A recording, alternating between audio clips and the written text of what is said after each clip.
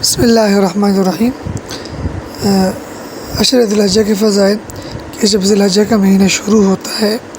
تو پہلے 10 دن کی کیا خاص اہمیت ہے، اس کے بارے میں اکثر سوالات آ رہے ہیں۔ تو ماہ ذی الحجہ کا جو پہلا عشرہ ہے یہ بڑی خصوصیت اور فضیلت کا حامل ہے، اور اللہ رب العزت نے سورہ فجر میں کئی چیزوں کی قسم اٹھائی ہے، جس میں ایک قسم فجر کی ہے کہ والفجر، اور پھر فرمایا ولیال عشر۔ حضرت ابن عباس، مجاہد اور اکرمہ فرماتے ہیں اس فجر سے مراد 10 ذی الحجہ کی فجر ہے، اور دوسری چیز جس کی قسم اٹھائے گی ولیال عشر، جس کے بارے میں خود رسول اللہ صلی اللہ علیہ وسلم نے فرمایا کہ ان 10 راتوں سے مراد ذی الحجہ کا پہلا عشرہ ہے۔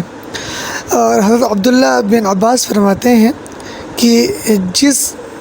جن کا جو یہ 10 راتیں وہی ہیں کہ جن کا حضرت موسیٰ علیہ السلام کے قصے میں ذکر ہے، جو سورہ اعراف کی آیت نمبر 142 سے 43 سے ہے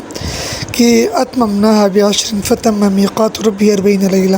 تو کہتے ہیں اس سے بھی یہی ان 10 راتیں جو ہیں وہ مراد ہیں۔ امام قرطبی رحمہ اللہ نے فرمایا ہے کہ حدیث سے جو ذی الحجہ کے پہلے عشرے کے تمام دنوں کا افضل ہونا معلوم ہوتا ہے، حضرت موسیٰ علیہ السلام کے لیے بھی یہی 10 راتیں ذی الحجہ کی مقرر کی گئی تھی۔ تو اس لحاظ سے جو ہے ذی الحجہ کا مہینہ جو ہے اور اس کی جو پہلی 10 راتیں اس کی بڑی فضیلت ہے۔ سنن ترمذی کی روایت ہے، حدیث نمبر 605 ہے کہ رسول اللہ صلی اللہ علیہ وسلم نے فرمایا کہ ما من ایام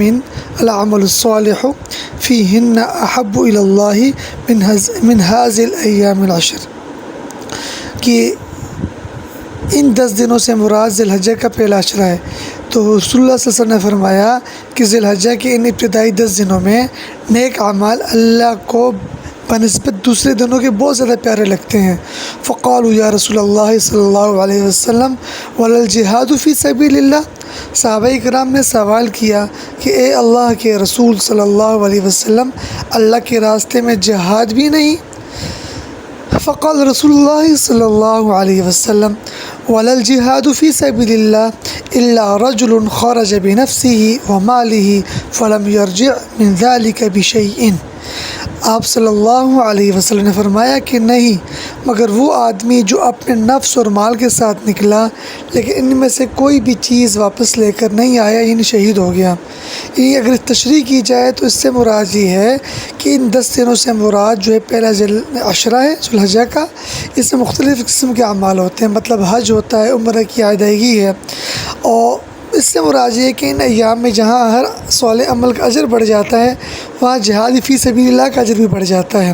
جس طرح کہ رمضان میں عمل صالح کی فضیلت مشہور و معروف ہے۔ اور اسی طرح چونکہ یہ بڑا بابرکت مہینہ ہے تو اس میں پھر روزے کا بھی حکم آیا کہ روزہ بھی رکھنا چاہیے۔ تو فرمایا کہ ایک حدیث کے اندر آتا ہے، اور حدیث جو ہے وہ مسلم کی ہے کتاب الصیام سے، اور بافص الصیام حدیث نمبر ہے 2706 کہ کل عمل آدم یضاعف الحسنۃ عشر امثالها الا، فرمایا رسول اللہ صلی اللہ علیہ وسلم نے ارشاد فرمایا کہ ابن آدم کے ہر نیک عمل کا بدلہ 10 گنا سے زیادہ سے لے کر 700 گنا تک بڑھ جاتا ہے،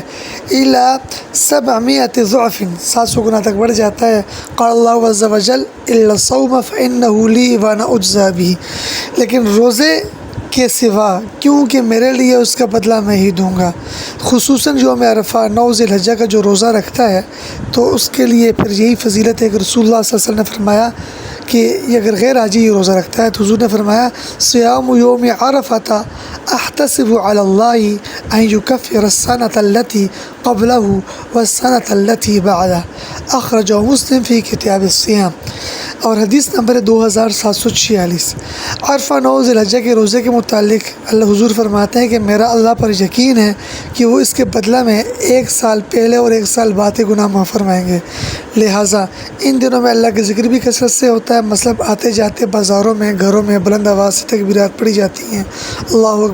اکبر لا الہ الا اللہ واللہ اکبر للہ الحمد، اس طرح نوافل، صدقہ، خیرات، جہاد، تلاوت قرآن وغیرہ کا ثواب بھی بڑھ جاتا ہے، نماز عید بھی پڑھی جاتی ہے اور حضرت ابراہیم علیہ السلام کی قربانی پر بھی عمل کیا جاتا ہے۔ لہٰذا ان دنوں میں کوشش کی جائے کہ زیادہ سے زیادہ نیک اعمال کیے جائیں۔ اللہ پاک ہم سب کو عمل کی توفیق عطا فرمائے۔ وما علینا الا البلاغ المبین۔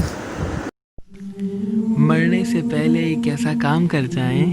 اللہ نبی کی باتوں کو عام کر جائیں۔ آئیں آپ بھی اس ٹیم کا حصہ بنیں، ہمارے چینل کو لائک کریں، سبسکرائب کریں، کمنٹ کریں، شیئر کریں اور بیل آئیکن کو ضرور دبائیے گا۔ جزاکم اللہ خیرا کثیرا۔